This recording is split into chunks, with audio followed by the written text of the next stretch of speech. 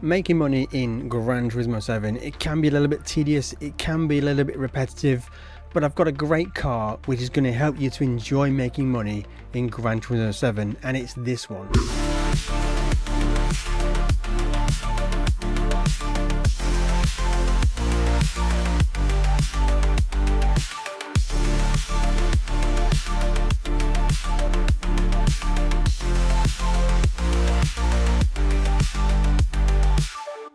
Yes, it's the Subaru WRX Group B rally car, and we're going to go and take it to World Touring Car 700 at Le Mans. But we're going to do it with a little twist. So the Le Mans World Touring Car 700 is a 30-minute race. It doesn't matter how fast your car is, you cannot beat it in quicker than 30 minutes. So why not use a car that's going to be the most amount of fun to drive? Something where you can just throw it around, maybe with a handbrake, for example. We're going to use the HBP MOZA handbrake in this one, but you can just use a button handbrake if you have that on your wheel or your controller, just to add some fun to this.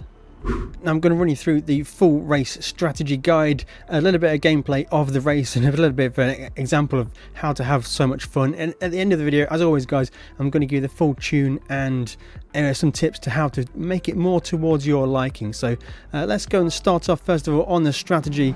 We're going to head over to the fuel map. We're going to run fuel map 6 for the whole race. We're going to go for maximum fuel efficiency. Now the car is quite pointy to drive. That means when you get off the gas and when you want to turn in, the car is quite positive to turn in, so we can just throw it in quite aggressively to keep it into the corners. And with it being four-wheel drive, it slides out the corners quite nicely. We're on the racing hard tyres, so we're going to have pretty good grip.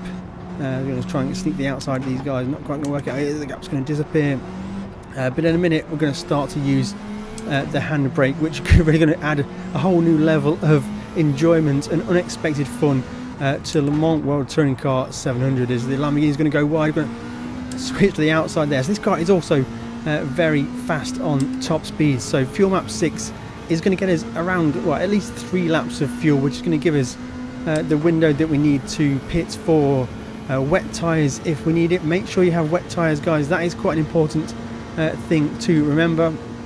And the braking points is around the 200 boards for most of the big braking zones on the Mulsanne straight. Trying to get the car stopped down to second gear for these corners here, so we can just whack on the handbrake just to get the car to rotate and really enjoy the way this car works. At Mulsanne's corner, for example, at the end of the straight, it's perfect to get the car to rotate. Indianapolis as well is also a great corner where we can just pull on that handbrake, pull on that drift stick, and really make the most of this four-wheel drive rally car.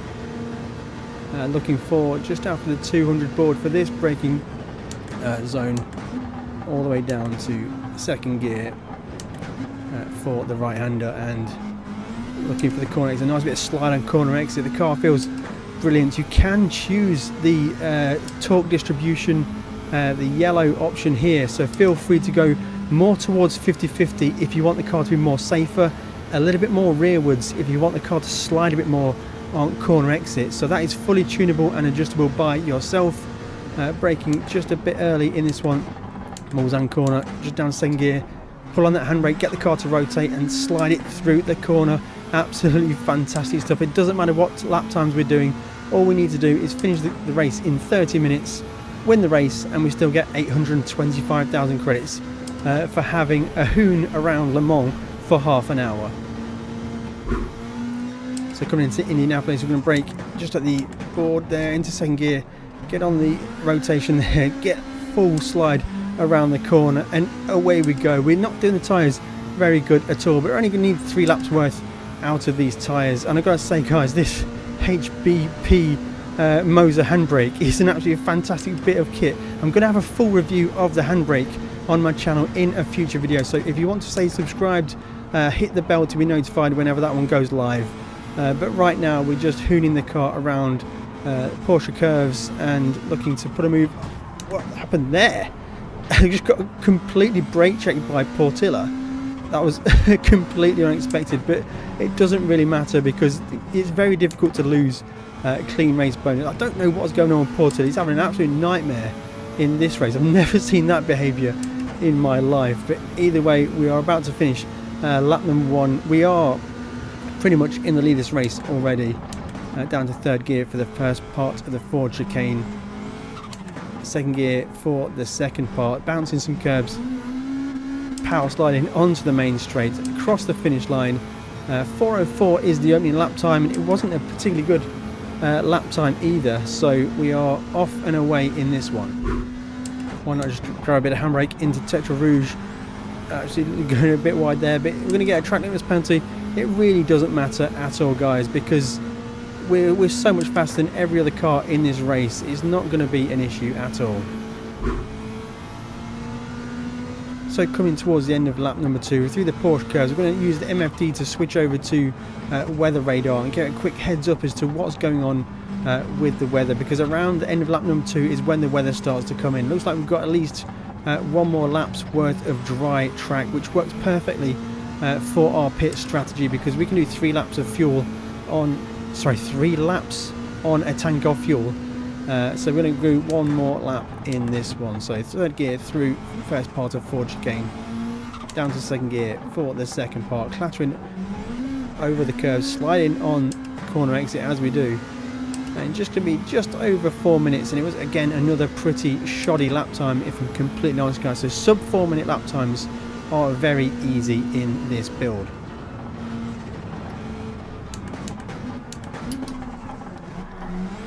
In fact, we can do whatever we want with this build, because the car is so much fun to drive. We can just go at it, slide around, improve your car control as you're earning credits in Gran Turismo 7. In fact, we can use the handbrake whenever we want to, really. It's just really making the most of abusing those tyres. Tetra Rouge, handbrake on. Big slide onto the main straight. Down the MOZA straight we go. Track limits penalty somewhere in there, but really does it matter? We're 22 seconds ahead of everybody else.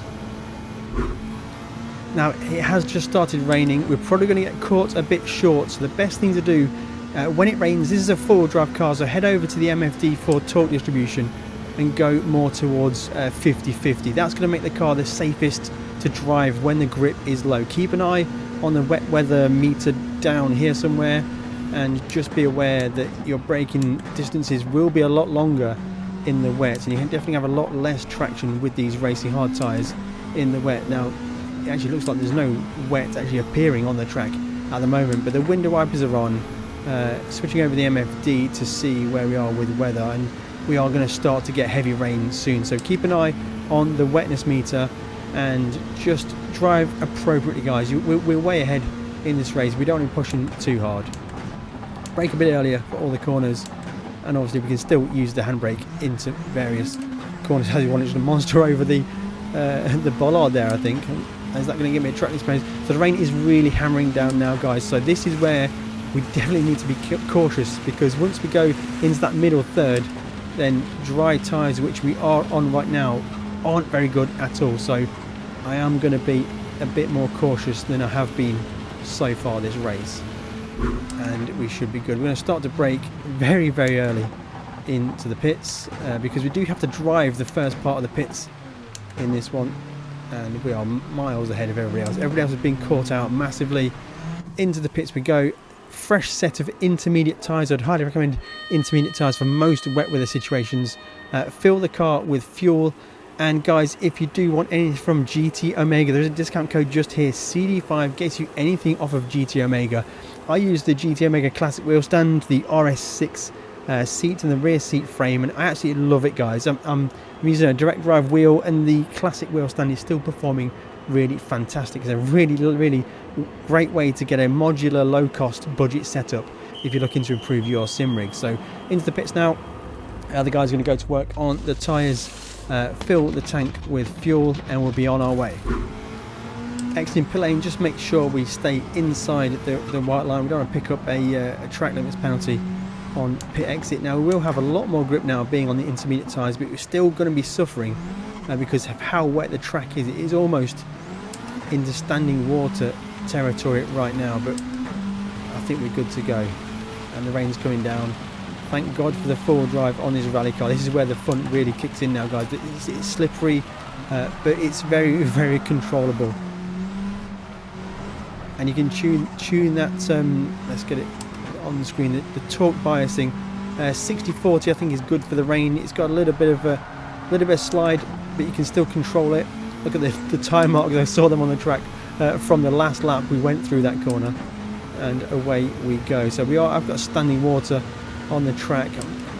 I'm a little bit careless at the moment, guys. We're going a bit too fast really, but I'm just going to make sure I brake very, very early into the big braking zones on the brakes. Just ease in, get the car stopped. There we go, flick it in, a little bit of handbrake, get the car to slide. Nicely done. Love it, absolutely love it. This is so much fun, guys. This feels like just a Hoon Gymkhana freestyle session, but we're still earning money in Gran Turismo 7.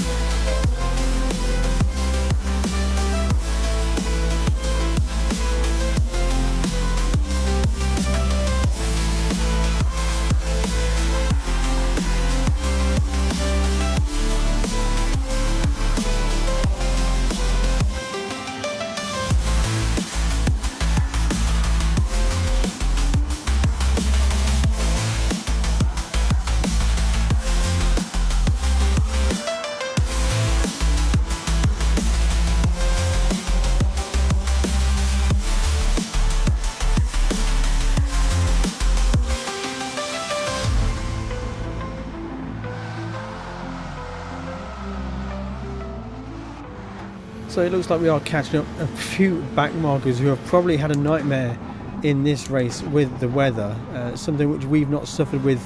Well, we have suffered with, but we've been able to deal with in this four-wheel drive rally weapon.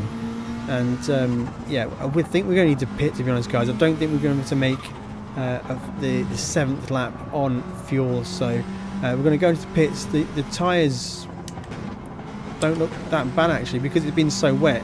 We had almost no tyre wear at all, so we are going to hop into the pits on this lap, end of lap number 6. And is this guy going to pit? He is going to pit. Well, that's quite a cool effect. I've never seen that before, guys. I've never seen that Mustang indicate, which fantastic. Let me know, guys, in the comments if you've ever seen that before. So I might as well throw on a new set of intermediate tyres, because we for sure we might as well. We're 2 minutes 24 ahead. I can't tell how long is left in this race, but this is basically the final lap. I'm going to throw in a little bit of fuel, just more than a lap's worth of fuel. It's going to take a long time to get into that pit box, which is frustrating, guys. It's kind of maybe a long pit lane. It's Le Mans. It is a long way. There's many cars that race in the 24 hours, and here we come into the pit box. So 2 minutes 50 on the race clock for a pretty tragic race with regard to weather, I've got to say. So we're going to put some new intermediate tyres on it. The track will dry out. 1.5 laps of fuel is fine, just to get us that extra lap, and we are good to go. So the track is drying, but there's some very wet areas of the track still. So we're going to rinse these tyres out, I think, by the end of this lap, especially driving aggressively as we are doing with the handbrake. So it doesn't matter whether you're using a full handbrake lever, or you're using a button for the handbrake, or just driving the car without the handbrake at all. The car drives brilliantly even when you're not using the handbrake. So yeah, it's so much fun, guys. The car turns in really positively, and these guys, these jokers, are trying to race me. I'm a lap up, guys. Come on, let's get the handbrake through there, drop to the inside. Oh, bit of full rally moment there, bit of door banging, and we're going to put a lap on Portilla. He's an absolute nightmare. He's definitely having an off race. We've seen him in World Touring Car 800 all the time be so good, but in this one, as we saw at the start of the race, absolutely shocking race for Portilla. So we get a bit of rotation here. Oh, beautiful, absolutely beautiful switch back there with a handbrake manoeuvre on that Lamborghini, and then we're just drag racing out of that corner. It's such a good car, guys, so much fun to drive. So into the forward chicane for the final time on the 7th lap of the race. Now we are a little bit behind the 30-minute schedule, just because we had a shocking race with regard to rain. But typically you can be doing this in under 30 minutes. So we're going to get across the line, we're going to get that win. So for just over 30 minutes, or bang on 30 minutes of essentially hooning around Le Mans, we're going to get 825,000 credits for, well, we get the clean race bonus. It seems very difficult to lose clean race bonus. So here we have the tune on screen. Everything in blue is different to the default settings in the standard Subaru WRX Group B rally car. So the first of all, we're going to use the racing hard tyres. Do make sure you've got at least intermediate tyres for Le Mans World Touring Car 700, because you will need them.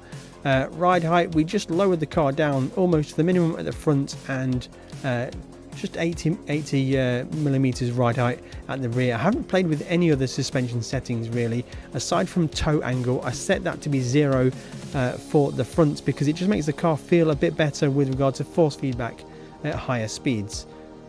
I'm using the fully customizable racing transmission, and the top speed is set to 330 kilometers an hour. I didn't do any manual adjustments on the gear ratios, but they are on screen if you want to copy them.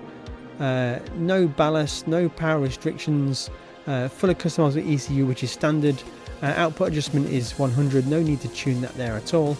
Maximum rear downforce, minimum front downforce, and I am using the medium RPM turbocharger. Now here is where I've tuned it a little bit specifically for the handbrake. So I do have the hydraulic handbrake, and I have got it set to 66. This makes the handbrake effect a little less harsh. Feel free to tune this and play with it to get to your liking. Brake balance, I have got the brake balance all the way to the front to make the car a little bit more stable when braking with the normal brakes in a straight line. No other stuff on the car at all here. So that is mostly the tune. For the diff settings, the initial torque for the rear, I have lowered that all the way down. The braking sensitivity for the rear, I have lowered that all the way down, just to try and make it rotate as much as possible. And the braking sensitivity to the front, I've got it set to 30, and the front to rear torque distribution, I've got it set to 70-30, but you can adjust that during the race. Now, all of the differential settings, guys, they are free to adjust. They don't change the PP at all, and it can really help you to tune your car to drive exactly how you want it to be. And on screen right now is a video which you're going to find very interesting for LSD settings on a four-wheel drive car. Go and check that one out, and we'll catch you in the next one.